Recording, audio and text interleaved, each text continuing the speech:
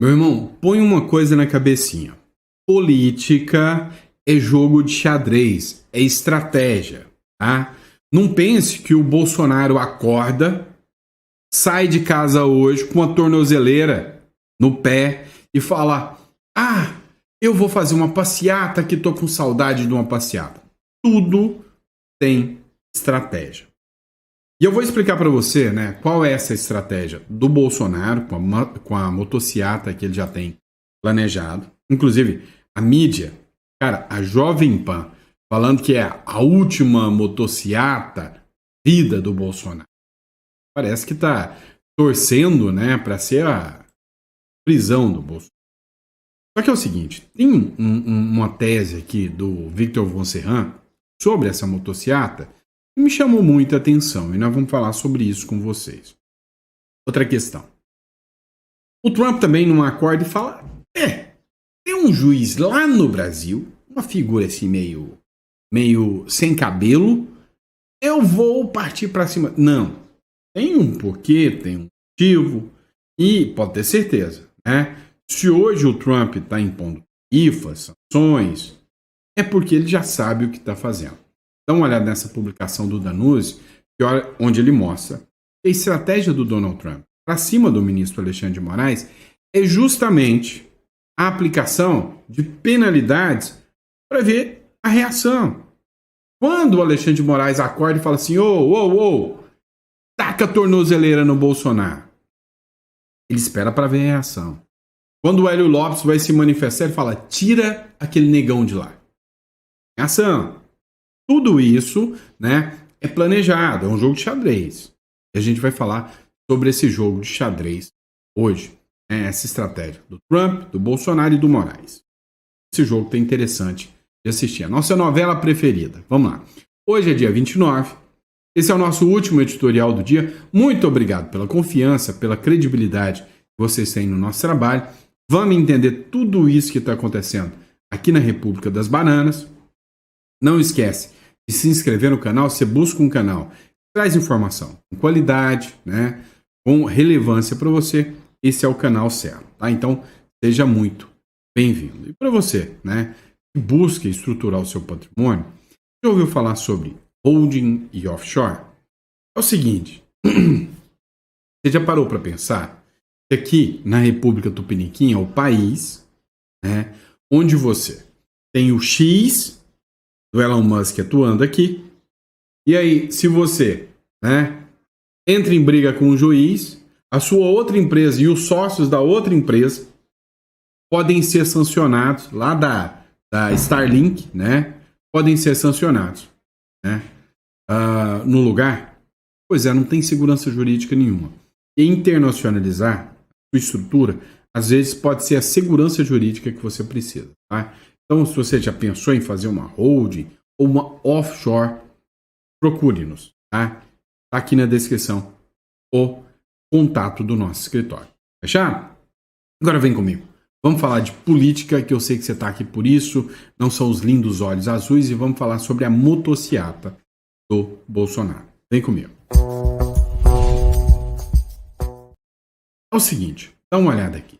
Mesmo com tornozeleira eletrônica, né, que o próprio ministro Alexandre de Moraes colocou no Bolsonaro, o Bolsonaro vai à motociata em Brasília.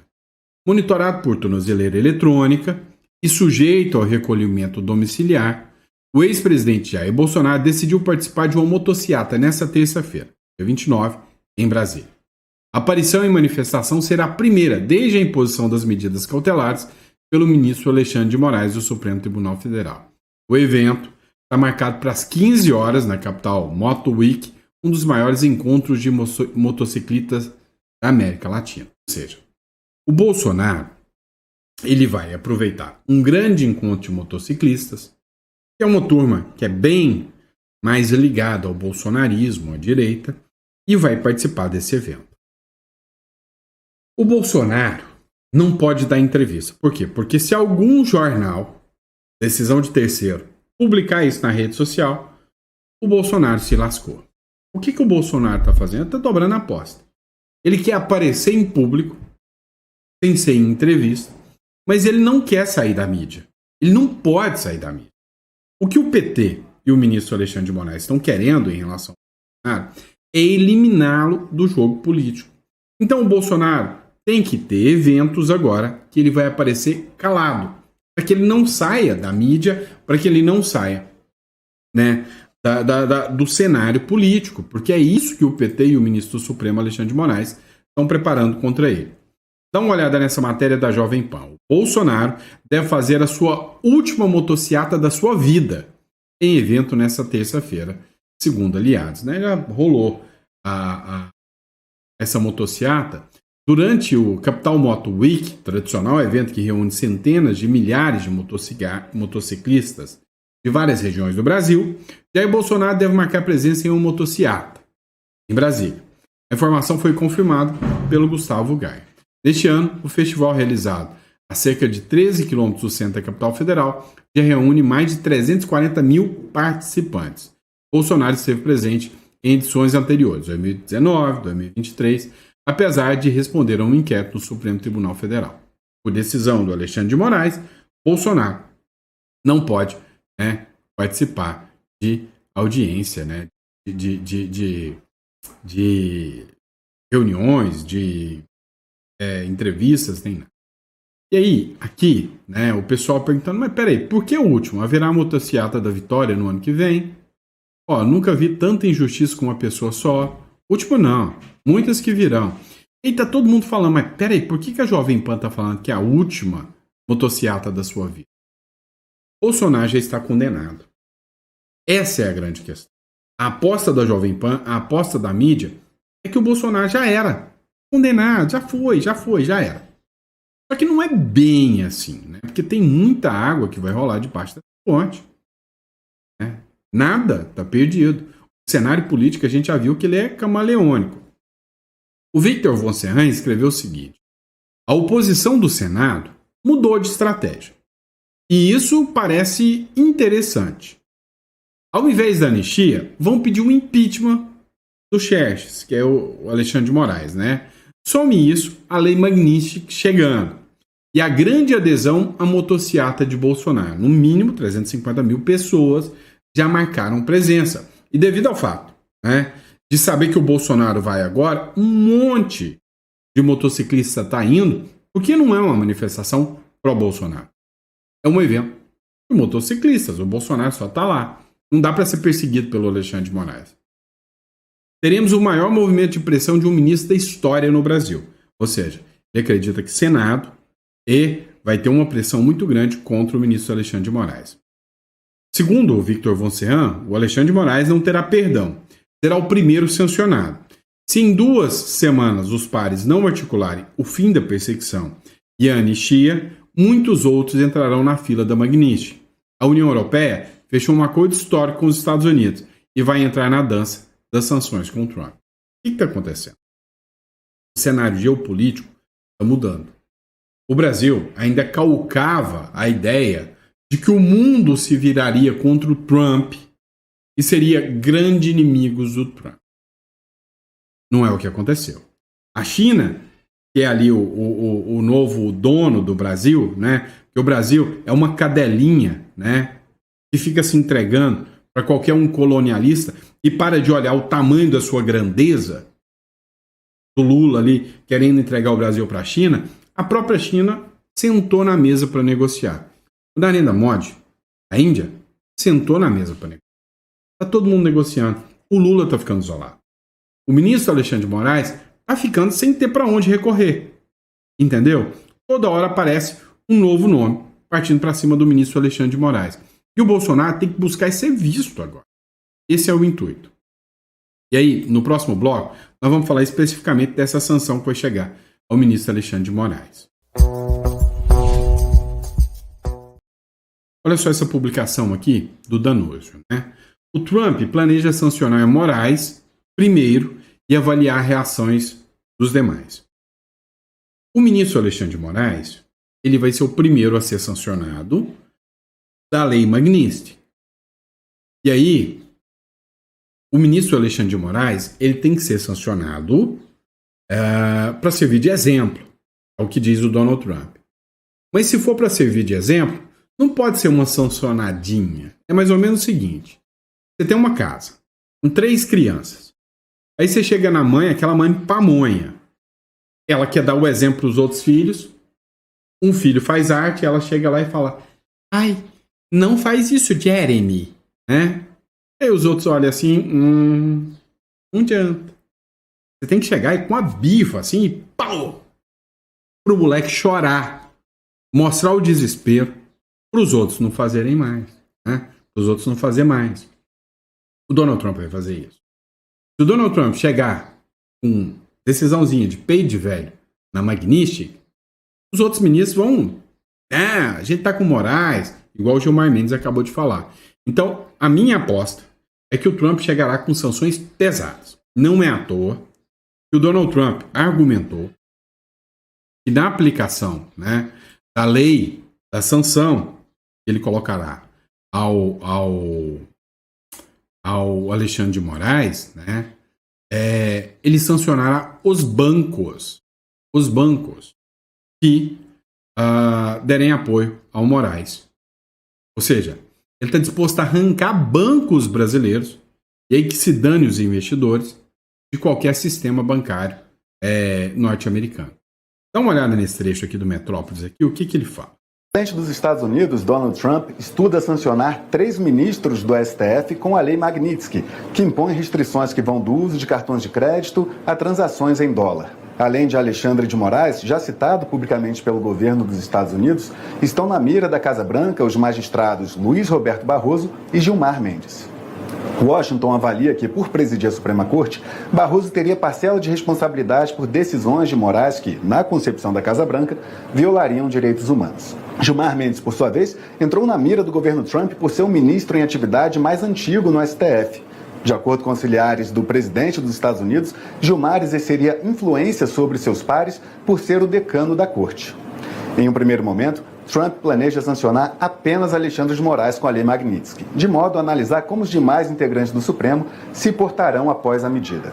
Como próximo passo, a Casa Branca estuda estender a punição a Barroso, Gilmar e também ao Procurador-Geral da República. O presidente dos Estados Unidos... Olha só. Procurador-Geral da República, Rodrigo Pacheco. Assim, a lista de sancionados é gigantesca.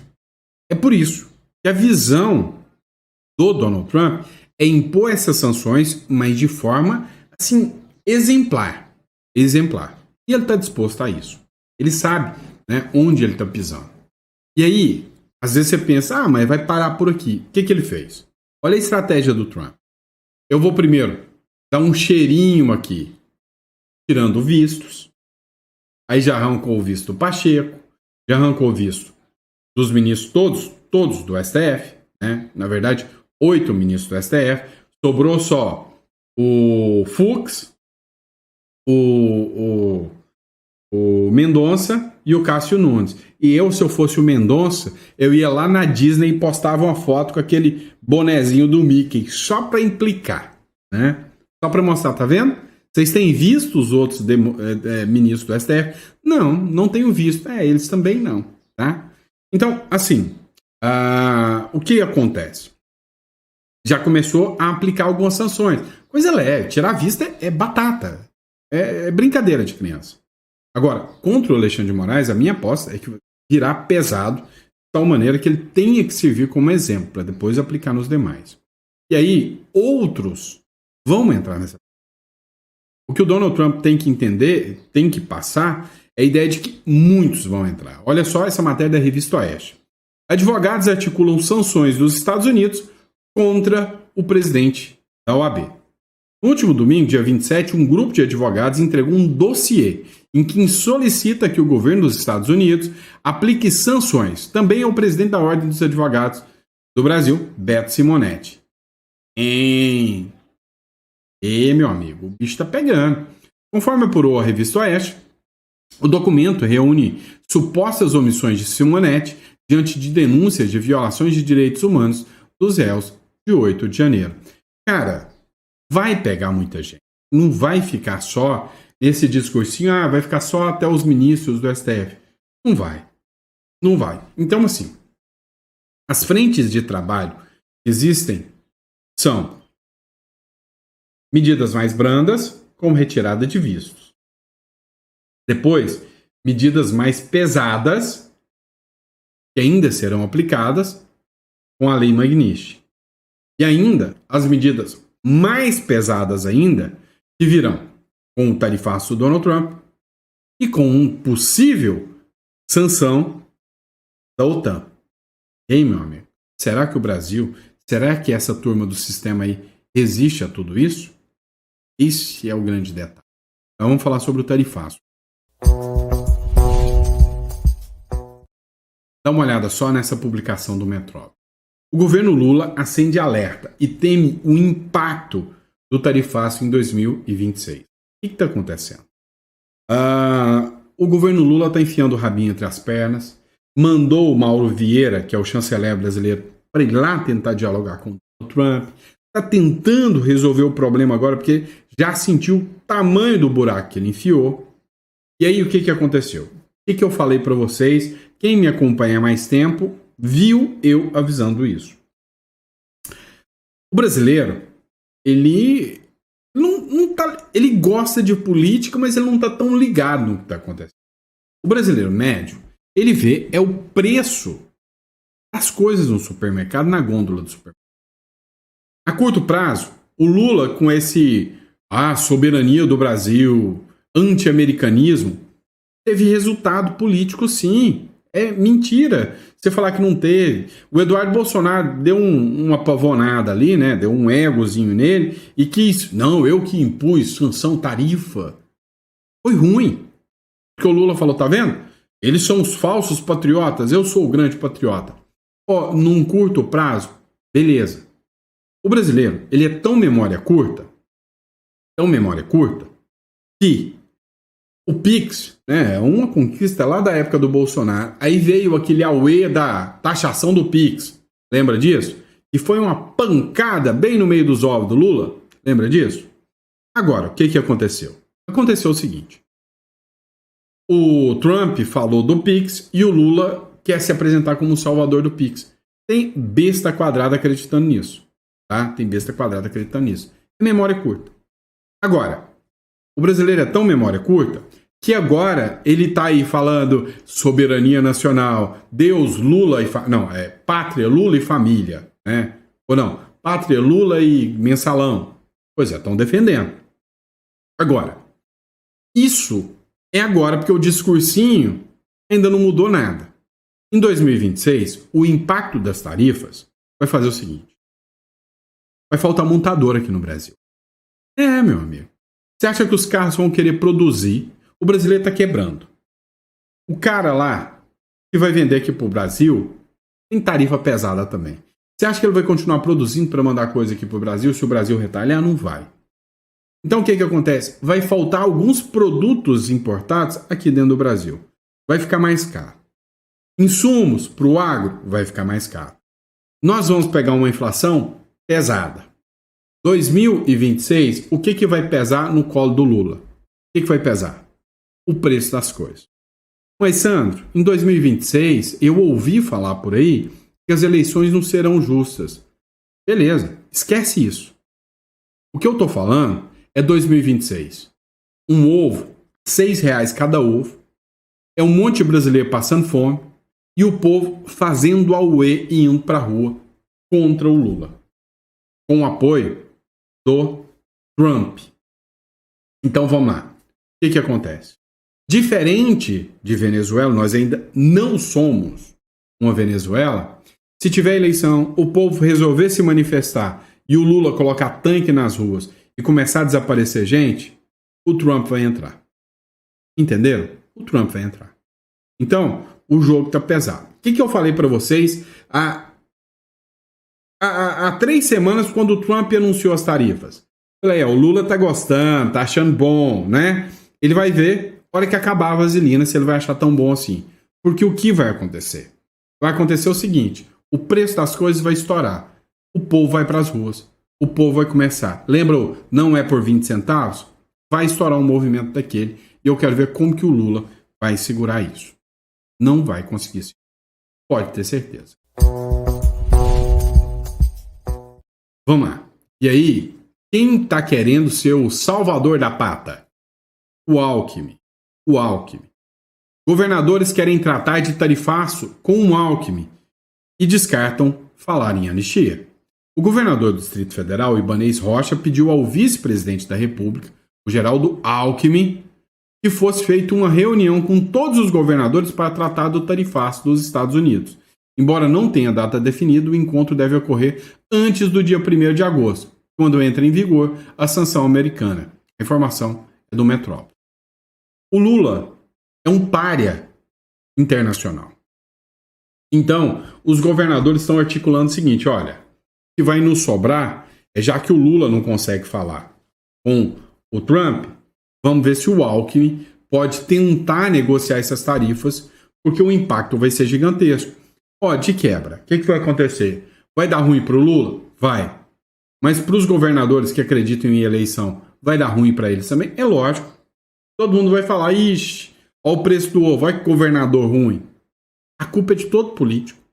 Então os governadores estão com medo disso. Querem negociar com o Alckmin. Ficou feio para quem? Para o Tarcísio. Né? A base está falando, se o Tarcísio comparecer nessa reunião com o Alckmin, esquece o voto do eleitorado bolsonarista. O Tarcísio tem que mandar um belo dane-se para o governo Lula e não pode dialogar com o Alckmin. E detalhe, adianta o que reunir com o Alckmin? Você acha que é o Alckmin tentando negociar que eles vão reduzir o tarifaço? Esquece. A questão é política, não é econômica. E enquanto o Lula for presidente, a questão continua sendo política. É o cara alinhado do BRICS, é o cara que quer ser o inimigo número 1 do Donald Trump. Enquanto o Lula é presidente, não vai acabar a tarifa. Lembra o que o Oineg falou no último editorial. Mas vamos lá. Vocês precisam entender o seguinte. O que está acontecendo? Lá em Washington, os senadores foram já. E para provar para vocês que não tem nada a ver com econômico, é político, olha o que a Mariana Sanches, do UOL, falou. Ou seja, não existem expectativa ou possibilidade de diálogo mais com Donald Trump. A expectativa é que esses senadores vão se encontrar amanhã com 6 senadores americanos no Congresso. Mas isso tem sido mantido, os nomes desses senadores têm sido mantidos em sigilo, justamente por temor dos brasileiros de uma interferência do Eduardo Bolsonaro, deputado federal, e o comentarista Paulo Figueiredo. Na semana passada, a gente trouxe na coluna a informação de que os dois já tinham atuado para intervir, para boicotar essa missão oficial do Senado brasileiro aqui, para tentar negociar as tarifas. Os dois que fizeram campanha ao longo de meses para que a Casa Branca impusesse punições ao Brasil numa tentativa de forçar o país a aprovar algum tipo de anistia ao ex-presidente brasileiro Jair Bolsonaro e a seus aliados. A gente sabe que a motivação da Casa Branca também está muito ligada à questão do processo judicial de Bolsonaro. Inclusive, o Donald Trump já disse dezenas de vezes que há um caça às bruxas contra Bolsonaro, né? E agora é isso, Raquel, eles não estão abrindo essa agenda justamente para tentar evitar essa interferência, por temor de haver uma interferência. Eles, inclusive, falam isso, mas quando aí eu pergunto ao líder, Nelsinho Trade, o líder dessa comitiva, o senador do Mato Grosso do Sul, ele me diz, não quero falar do Eduardo, mas diz claramente que há essa interferência acontecendo, né, Raquel? Você sabe o que é isso? Não quero falar do Eduardo? Medo. Agora eu te pergunto, você sabe quanto que custa esses senadores que foram lá para tentar negociar? Muito dinheiro. E quanto que custa o Eduardo Bolsonaro e o Paulo Figueiredo para os cofres públicos e para os seus impostos hoje? Nada. Agora, você está me dizendo que esse bando de senador tá com medinho do bananinha que vocês riam tanto da cara dele? É isso? Né? Quer dizer que ele é muito mais efetivo que esse bando de senador que foi lá e ouviu um não gigantão? Sabe por que eles não anunciaram uma agenda? Medo de passar vergonha. Tá? Medo de passar vergonha. Vamos lá.